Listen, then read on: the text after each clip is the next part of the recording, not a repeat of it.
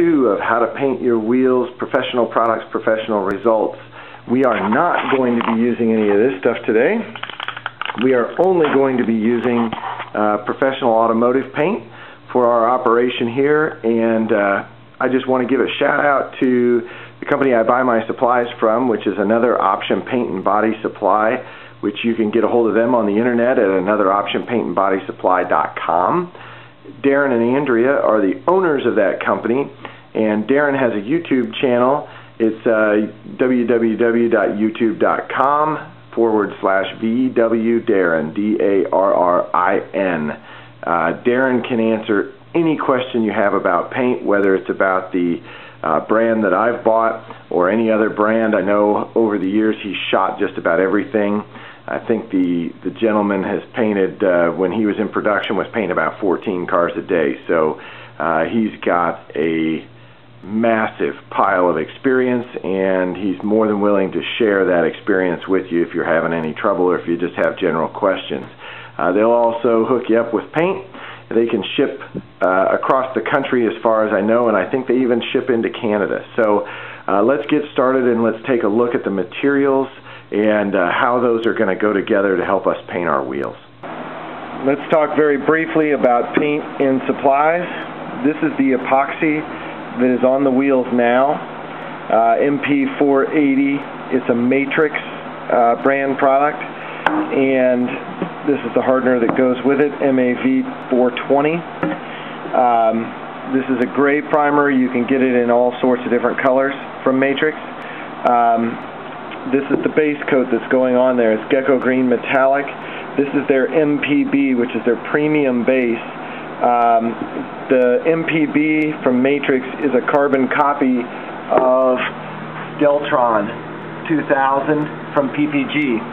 So same toners, same everything. This stuff is compatible all the way around.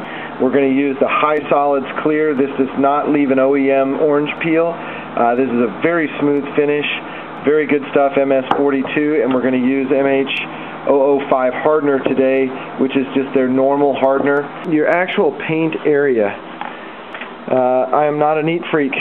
Everybody who watches my videos knows this, but when it comes to paint, you really have to approach it like it's surgery.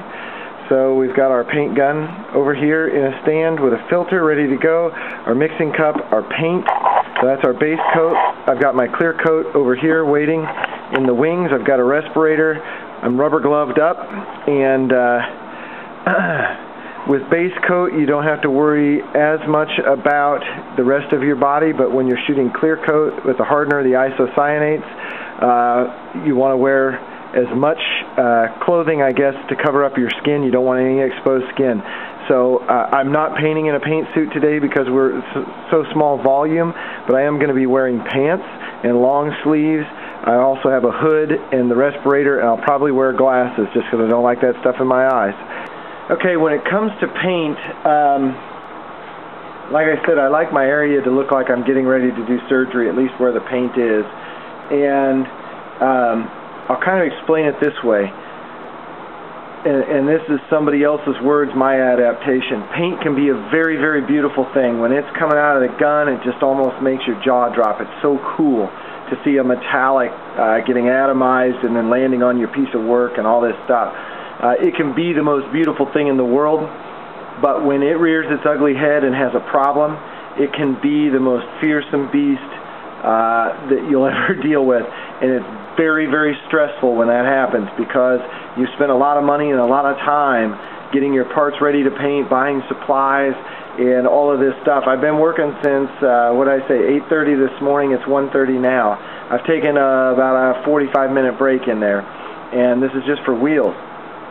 So be prepared. So I have paper towels here. I'm ready to clean up any spill that might happen. I've got a paper towel in my pocket at all times, right there. It's stuffed in my pocket. So if a drip comes down the gun, I'm ready to catch it before it becomes a problem. And I was showing that over here.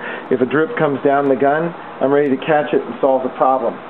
All of these paint guns have a hole in the lid. Sometimes if you tip the gun up, paint will come out of that hole. So I always put a piece of tape around the front of my cap to keep any potential drips coming out of here from getting into my paint. If everything here is clean and you spill something, it's easy. I can take this paper, I can wrap it up, I can throw it in the trash. It's not a problem. If you don't have this and it gets all over your workbench and starts dripping down into your toolbox, things like that, big problem. So you'll see guys that are, what do I want to say, have a lot of experience painting, and it looks like there's no preparation at all. And they make it look very cavalier, so to speak. But keep in mind, these guys have so much experience, their little tools like this may not be right in front of them, but they're within arm's reach, and those guys can get to them in a heartbeat if they have to. So just be prepared and keep everything as clean as you can. So we are going to get some paint ready here. We're going to start with this guy. I always like to clean the tops of these off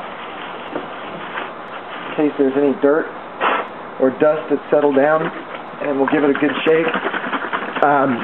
I asked Darren and Andrea there at Another Option Paint and Body Supply to go ahead and reduce this for me. So they reduced it, and I just didn't want to buy a gallon of reducer for this little job, and I had them reduce it for me. So it is 60 degrees out, and I actually told them it'd be 65 when I painted, so they put a lower temperature reducer in here, and I think it's going to work just perfect today.